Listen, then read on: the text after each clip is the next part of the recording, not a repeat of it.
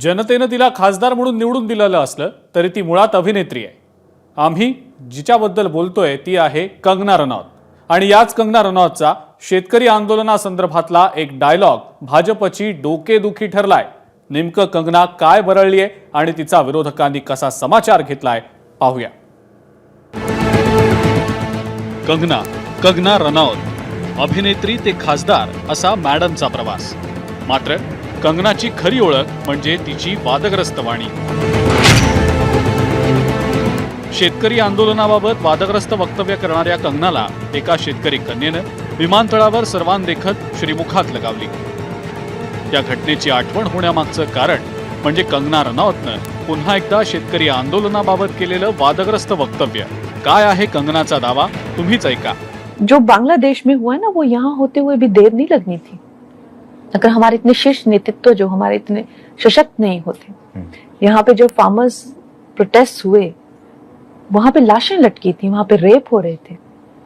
और जब वो किसानों के हितकारी बिल जो वापस लिए गए थे, तो पूरा देश जो है वो चौंक गया था। और वो किसान आज भी वहां बैठे हुए, उन्होंने कभी सोचा ही नहीं ये बिल वापस होगा।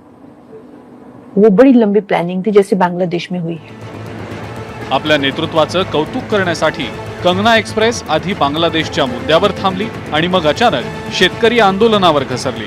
हरियाणा विधानसभा निवडणुका तोंडावर आहेत। कंगनाचा हा डायलॉग निवडणुकांचा पिक्चर फ्लॉप करू शकतो याची कदाचित पक्ष नेतृत्वाला कल्पना आली असावी। म्हणूनच भाजपनं प्रेस नोट प्रसिद्ध करत कंगनाला खडेबोल सुनावले। कंगना यांनी शेतकरी आंदोलनाबाबत केलेलं वक्तव्य हे भाजपचं मत नाही। भाजपची भूमिका मांडण्याची कंगना यांना परवानगी, अधिकार नाहीत। कंगना यांनी भविष्यात अशी वक्तव्य करू नयेत अशा सूचना देण्यात आलेल्या आहेत। आता पक्षानेच कान टोचल्यावर विरोधक गप्प बसले असते तरच नवल। बघा, कंगना राणावतला तुम्ही फार गांभीर्याने घेऊ नका।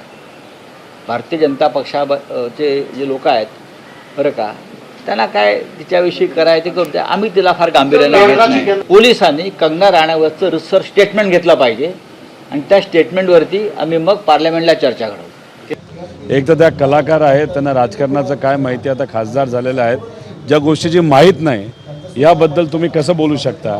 मी कंगना रनौतचं जे काही स्टेटमेंट आहे त्याचा निषेध करतो आणि कुठेतरी सरकारकडनं, भाजपकडनं त्यांच्यावर कारवाई केली पाहिजे अशी विनंती सुद्धा करतो।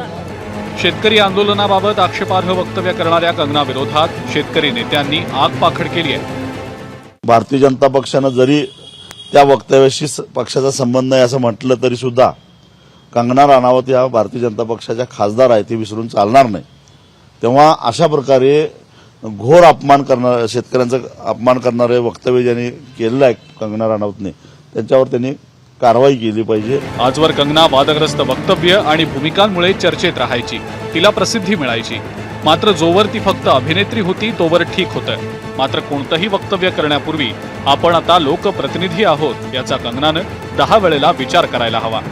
कारण तिकीट जरी पक्षानं दिलं असलं तरी मतं मात्र जनतेनं दिलेली असतात आणि जाहीर कार्यक्रमात बोलताना रिटेक नसतात। त्यामुळे जिभेवर ताबा ठेवावा लागतो हे कंगनानं आता तरी लक्षात घेतलं पाहिजे। सुज्ञास जास्त सांगणे न लागे। ब्युरो रिपोर्ट, एबीपी माझा। एबीपी माझा, उघडा डोळे